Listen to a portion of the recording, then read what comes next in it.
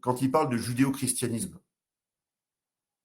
Vous voyez ce Oui, grand concept judéo-chrétien, bien qui est sûr. d'ailleurs très récent, et qui a été largement utilisé par ce que j'appelle et ce qu'on appelle les talmudo-sionistes, d'accord, pour essayer d'arrimer le conflit israélo-palestinien jusqu'à la France et faire en sorte que la France soit polarisée en faveur d'Israël contre Gaza, ou d'Israël contre la Cisjordanie, ou d'Israël contre le Liban, ou d'Israël contre, bref, tous les pays en fait. Je veux dire, il y a une polarisation extrême de la politique interne, donc intérieure française, mais aussi internationale, par rapport à ça.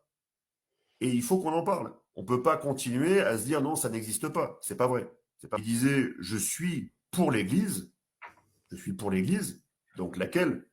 L'Église Vatican II ou l'Église tradie, laquelle d'Église là, hein mais je suis contre le Christ.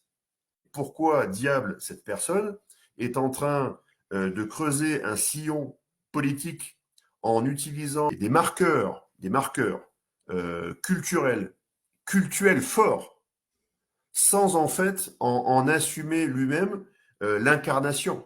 Et là, on est face à une imposture complète, complète, où personne ne s'interroge et ne remet en perspective ce qui a déjà été dit. Et c'est très grave, c'est que je ne supporte plus qu'on ne parle pas en vérité aux Français. Je ne le supporte plus. Voilà. Et les Français sont en train de se laisser hypnotiser par un cirque médiatique qui est notamment entretenu par M. Bolloré. C'est en train d'attiser des divisions qui existent. La France est une terre chrétienne, et la République a pour ennemi principal Dieu et le Christ. Et ils veulent abattre le catholicisme. Et s'ils n'arrivent pas à l'abattre, ils essaieront d'abattre ces institutions. Regardez ce qui se passe à Gaza. Vous pouvez facilement reconstruire une terre qui a été détruite.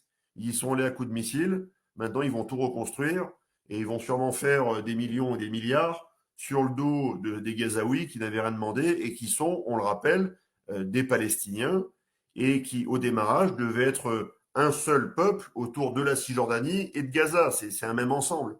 Mais ils ont fait en sorte, là encore, de le scinder en deux pour créer l'ensemble cisjordanien et l'ensemble gazaoui.